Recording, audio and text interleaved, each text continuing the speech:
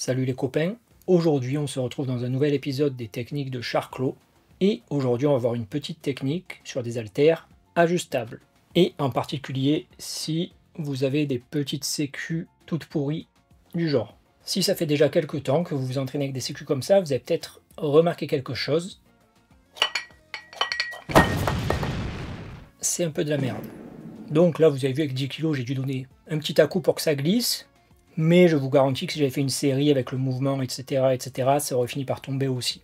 Et là, c'était que 10 kg. Si j'avais mis 15 kg, ce serait parti tout seul instantanément. 20 kg, encore pire. Et sur la majorité des mouvements, c'est pas grave. Parce que la plupart du temps, on tient les haltères à l'horizontale, donc il n'y a pas de risque que ça tombe. Par exemple sur du curl, du développé couché, du squat bulgare, du développé militaire, etc. Mais par contre, il y a certains exos où du coup, les sécurités comme ça, c'est très dangereux. Typiquement, le curl marteau. Parce que là, il y a une force qui s'applique contre les sécus, ou même les extensions nuque. En gros, tous les exos où l'haltère est à la verticale ou proche de la verticale. Il faut faire très attention parce que si vous chargez un peu, vous pouvez avoir un accident et vous prendre des disques sur les pieds ou pire, sur la tronche. Je sais qu'à l'époque, ça m'était déjà arrivé et j'ai réussi à esquiver le poids, mais sur le coup, ça m'a mis un petit coup de pression. Du coup, comment faire si on veut mettre plus lourd, mais qu'on n'a pas de bonnes sécu à disposition ou d'haltères filetées ou autre, qu'on a juste nos petites sécu toutes pourries. Déjà effectuer des tests pour savoir à peu près ce que vos sécu tiennent de manière bien solide, histoire d'être en sécurité et de pas miser sur le destin pour pas vous prendre un disque sur la tronche. Donc c'est simple, hein. Vous mettez des poids, vous secouez l'haltère dans tous les sens, vous la laissez à la verticale quelque temps, vous voyez ce que ça tient. Moi je sais qu'à 2 kg, 5 kg, ça risque pas grand chose. Au-dessus de 5 kg, faut commencer à faire attention à pas mettre trop d'à-coups. À partir de 10 kg, c'est du suicide. Et du coup, comment faire si on veut lester plus? C'est très simple, il suffit juste de lester plus d'un seul côté et du côté qui va rester vers le haut. Donc là, par exemple, j'ai mis 17 kg d'un seul côté, 2 kg de l'autre. Là, je fais un truc extrême pour illustrer le propos. Là, si je fais du curl marteau comme ça, aucun risque, vu que les poids sont en haut. Ils vont pas tomber. Idem si je fais des extensions nuque. Là, vous pouvez vraiment charger autant que vous voulez un côté, ça risque rien. Si vous mettez vraiment beaucoup plus lourd d'un côté que de l'autre, comme j'ai fait là pour faire un exemple exagéré, ça change un peu la répartition du poids, forcément, ça change un peu la mécanique, et côté poignet, il y a un peu plus de stabilisation. C'est pour ça que c'est important de faire ces tests que je vous ai dit de faire avant, au moins vous savez à quel point vous pouvez charger l'autre côté sans risque. Au plus vous chargez l'autre côté, au mieux ce sera équilibré. Donc là par exemple, j'aurais pu mettre 5 ou 6 kg que j'ai mis en haut, en bas, et ce serait un petit peu plus confortable. Mais franchement, si vous ne faites pas des gros déséquilibres un peu débiles comme ça, donc si par exemple d'un côté vous mettez 10, 11 kg, de l'autre côté 6 ou 7 ou 5, c'est assez équilibré, c'est assez confortable. Et ça vous permet de mettre plus lourd sans essayer de mettre fin à vos jours. Sur le curl marteau, sur les extensions nuque par exemple, ça marche très bien. Faites juste attention.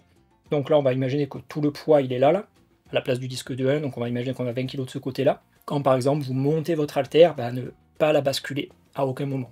Donc là par exemple si j'essaie de monter en extension nuque, ne pas faire ça pour arriver là, parce que forcément il y a tout qui va lâcher. Donc faites bien attention de garder l'haltère horizontale jusqu'à être dans la bonne position, quitte à vous aider de l'autre main.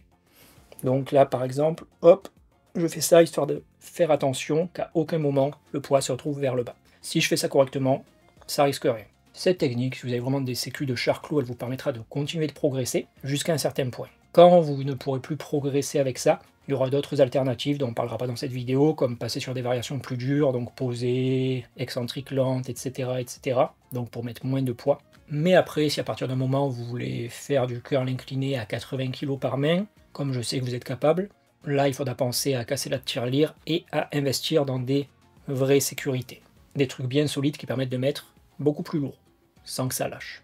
Donc cette vidéo ne s'applique évidemment pas aux gens qui s'entraînent en salle et qui ont des haltères non ajustables, ni aux gens qui ont des bonnes sécu, ou qui ont le budget pour avoir des bonnes sécu. Cette vidéo s'adresse à tous les jeunes rats de ma communauté qui veulent essayer de faire tirer leur matos low cost le plus longtemps possible. Voilà, c'est tout pour cette petite vidéo, toute simple. Si ça vous a plu, si vous avez des questions, si vous voulez me soutenir, n'hésitez pas à laisser un commentaire sous la vidéo. Si jamais vous voulez beaucoup plus de tips et de conseils, du contenu exclusif, des visios de groupe réguliers, des outils d'entraînement, des dizaines d'articles sur plein de sujets différents autour de l'entraînement, des challenges de groupe, etc. Vous pouvez, si vous le souhaitez, investir dans la chaîne en rejoignant le Discord privé. Si ça vous intéresse, vous avez la vidéo explicative dans la description et le lien pour rejoindre. donc sur mon Ko-fi dans l'onglet Membership. Si vous voulez juste me payer un café pour me soutenir à plus petit prix, vous pouvez également le faire sur mon Ko-fi. Et si vous voulez montrer à tout le monde dans votre salle ou dans votre parc de street que vous suivez la chaîne YouTube d'un charlatan, vous pouvez aussi aller acheter mes superbes fringues sur ma boutique. Encore un grand merci à tous les donateurs et membres du Discord qui soutiennent la chaîne, ça aide beaucoup. Si jamais vous avez d'autres questions, des demandes ou que vous voulez travailler avec moi, n'hésitez pas à m'envoyer un message sur mon Instagram. Et sur ce, je vous dis à bientôt mes amis économes.